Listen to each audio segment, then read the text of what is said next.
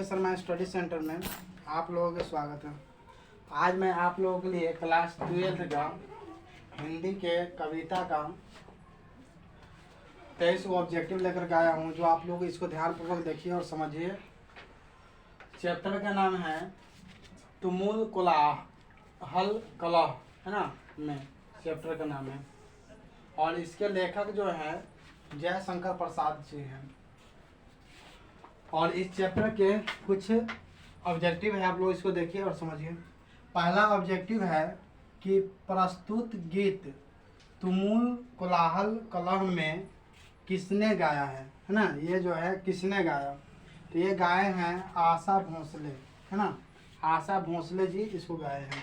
अच्छा, दूसरा प्रश्न है कि इनमें से कौन सी रचना प्रसाद जी की नहीं है। यानी 4 ऑप्शन रहेगा, ठीक है, और 4 ऑप्शन रहेगा, उसमें से चुनना रहेगा कि इनमें से कौन सी जो है, इनमें से कौन सी रचना प्रसाद जी की नहीं है। जैसे झरना, आंसू, देवदासी, कामायनी, है ना। ये 4 ऑप्शन रहेगा और उसमें से आप आंसर जो टिक कीजिएगा देवदासी, है ना, देवदासी इसका आंसर होगा। चलिए अगला प्रश्न है कि इंदु का प्रकाशन, इंदु का प्रकाशन किसने प्रारंभ किया था। इंदु का प्रकाशन जो है किसने प्रारंभ किया था। इंदु का प्रकाशन किसने प्रारंभ किया था।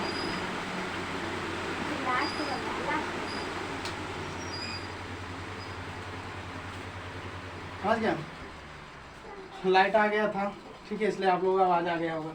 चलिए ध्यान दीजिए, इसमें से प्रश्न है कि इंदु का प्रकाशन किसने प्रारंभ किया था, है ना। ये प्रश्न है, इसका आंसर जो होगा अंबिका प्रसाद जी, समझ गए, अंबिका प्रसाद जी है।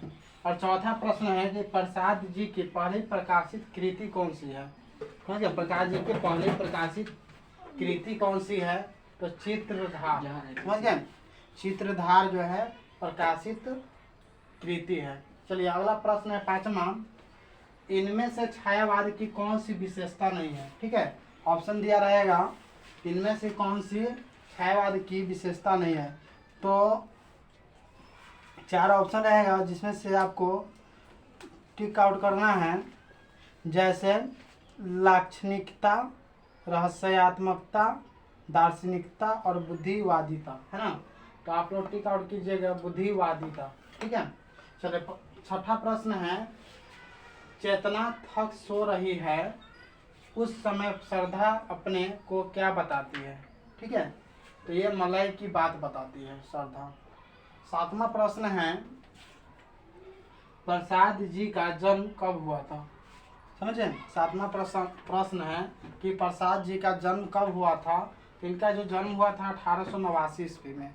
प्रसाद जी का जन्म कब हुआ था, 1889 ईस्वी में। चलिए अगला प्रश्न है 8वां, सुंघनी साहू परिवार किनसे संबंध था, है ना। तो ये जो इनका संबंध था जयशंकर प्रसाद जी से संबंध था इनका। अगला प्रश्न है 9वां, तुमुल कोलाहल कलह में किसकी रचना है ना। ये किसकी रचना है तुमुल कोलाहल कलह, तो ये जो जयशंकर प्रसाद जी का है ये रचना।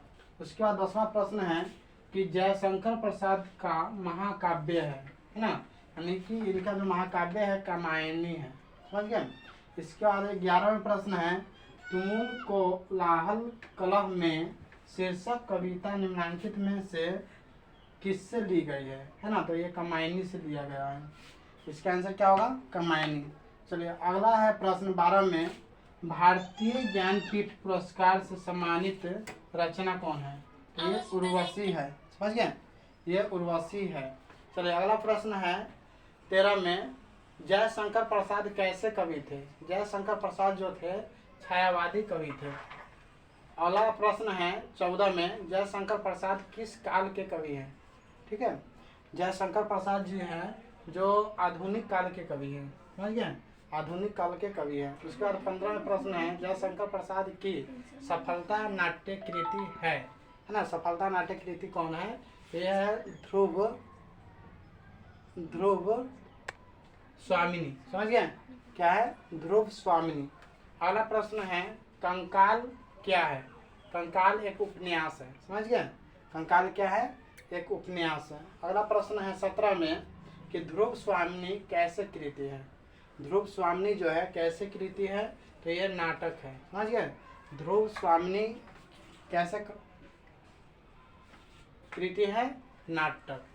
चलो 18वां प्रश्न है देवी प्रसाद साहू जयशंकर प्रसाद के कौन थे। ठीक है, देवी प्रसाद साहू जयशंकर प्रसाद के कौन थे, तो ये पिता थे, समझ गए। उसके बाद 19वां प्रश्न है प्रसाद जी के पिता का नाम क्या था।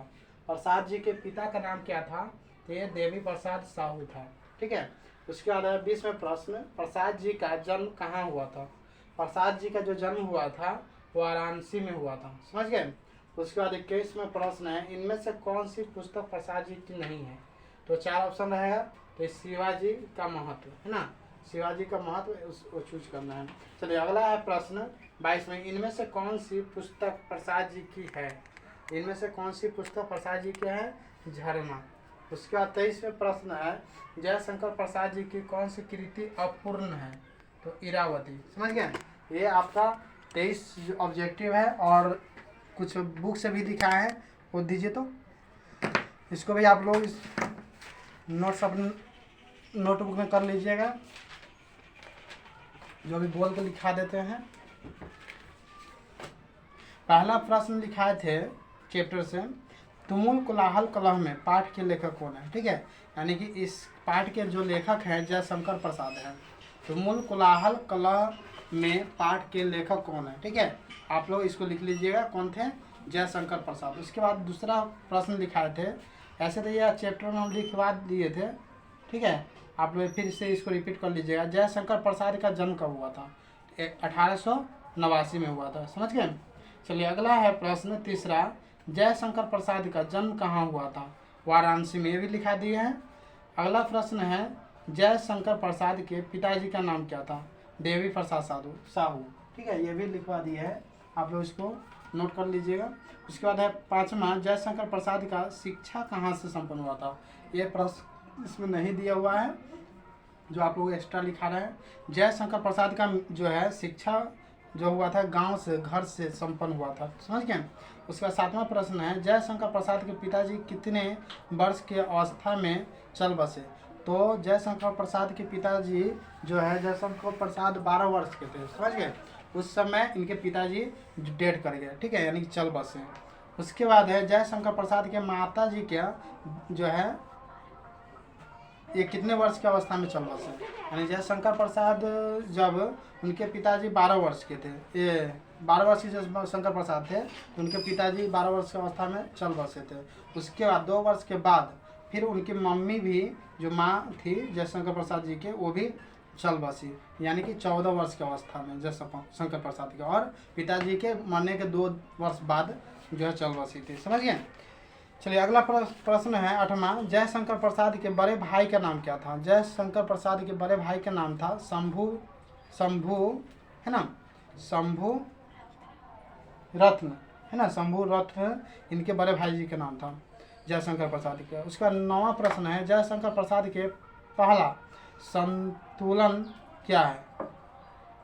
पहला संतुलन संकलन है ना, संतुलन नहीं, संकलन क्या है, तो चित्रधारी। ये तो लिखा है ना, यहाँ पे है, कहाँ पे लिखा है, चित्रधार इसमें है, कहीं पर लिखा है, चलो ध्यान पूर्वक देख लीजिए, समझिए। यानी जयशंकर प्रसाद के संकलन क्या है, चित्रधार। उसके बाद 10वां प्रश्न है कि शंकर प्रसाद कौन से कवि थे, यानी छायावाद के कौन सा कवि है। तो जयशंकर प्रसाद छायावाद का उन्नायक कवि है ना। ये आपका जो है पूरा ऑब्जेक्टिव इस चैप्टर के है लगभग 33 के आसपास। आप लोग इसको ध्यानपूर्वक याद कर लीजिएगा, और हमारा वीडियो आप लोगों को पसंद आया हो तो अपने दोस्तों को भी इसको शेयर करें, और हमारा चैनल आर के समाज स्टडी सेंटर इसको सब्सक्राइब करें, ताकि मैं आप लोगों के सपोर्ट से और नया वीडियो लेकर के आए जो आपको आगे चल के आपको फ़ायदा दे। धन्यवाद।